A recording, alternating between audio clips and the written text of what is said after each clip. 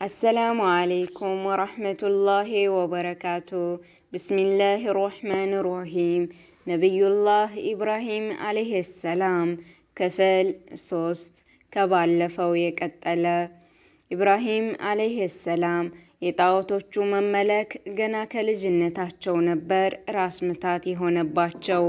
ይህ ሳያንሳቸው አባታቸው ዋና የጣዖት ተገዥና ቀራጭ ነበር። እንዲሁም የእጁ ስራ ውጤቶች የሆኑትን አምላክ እያለ የሚሞግታቸውን ቅርጻ ቅርጽ ወደ ገበያ በማውጣት ይሸጣል። ኢብራሂምንም እንዲሸጡ ያዛቸው ነበር። ኢብራሂም አለይሂ ሰላም ግን ምንም እንኳ ገና ለጋ ወጣት ቢሆኑም ጣዖቶቹ ምንም የማይጠቅሙና የማይጎዱ መሆናቸውን ጠንቅቆ ያውቃል። እንዲሁም ይጠላቸዋል። እንዲሸጥ የተላከውንም ጣዖት በገመድ አስሮ እየጎተተ ይወስደዋል። ከዛም ውሃ እላው ላይ በማፍሰስ ውይ ውሃ ጠምቶታል እያለ ይሳለቅበትና ያሾፍበት ነበር። ከዚያም ደግሞ የማይጠቅም ግን ሚጎዳችሁን ሚገዛ እያለ በጣዖቱ ያሾፍና ይሳለቅበት ነበር።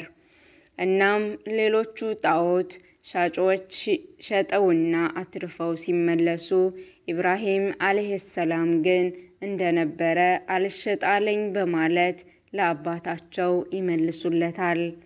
ይህ ማለት ግን ኢብራሂም አለይሂ ሰላም ጣዖት ይሸጥ ነበር ማለት አይደለም። ይልቁንም በጣዖቱ ሲሳለቅና የማይጠቅም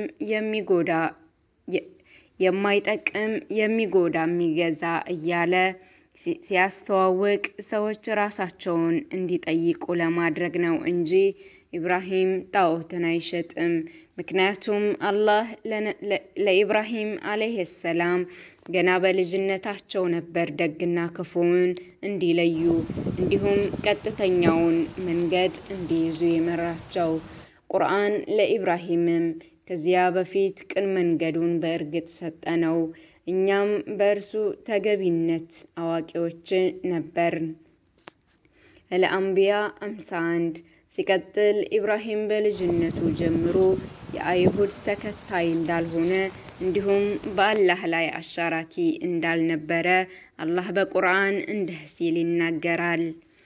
ኢብራሂምም ይሁዳዊ ክርስቲያንም አልነበረም፣ ግን ወደ ቀጥተኛው ሃይማኖት የተዘነበለ ሙስሊም ነበር፣ ከአጋሪዎችም አልነበረም። አልኢምራን 67 ኢብራሂም አለይሂ ሰላም ነፍስ ካወቀበት ጀምሮ አላህ የመራውና ቀጥተኛ መንገድ ላይ ያለ ታላቅ ነብይ ነው። በዚህም ምክንያት የተሰጣቸውን ተፈጥሯዊ የአእምሮ ብስለት ተጠቅመው ሰዎችን ወደ ተውሂድ ጋበዙ። ይቀጥላል።